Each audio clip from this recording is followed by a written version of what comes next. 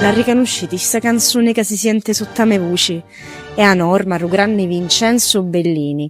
E una settimana era sua nascita, il 5 novembre 1801, vi contiamo la sua storia. Nasceva a Catania in una famiglia su natura, che quando era picciuttieddo ci passò l'amore per musica. Dopo che si spostò a Napoli, ha cominciato a fare conoscere con l'opera Adelson e Salvini.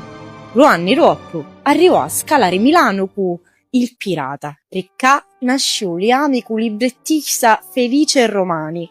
Ritanno travagliò insieme a Laido per tutta la vita. Non c'è opere più conosciuti ci su.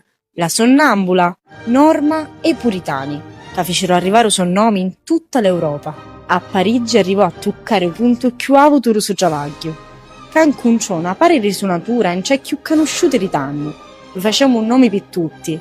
Frédéric Chopin. A miscanna musica, con chi che sentia nel cuore, Bellini riuscì a fare innamorare i cristiani di tutti i banni del mondo.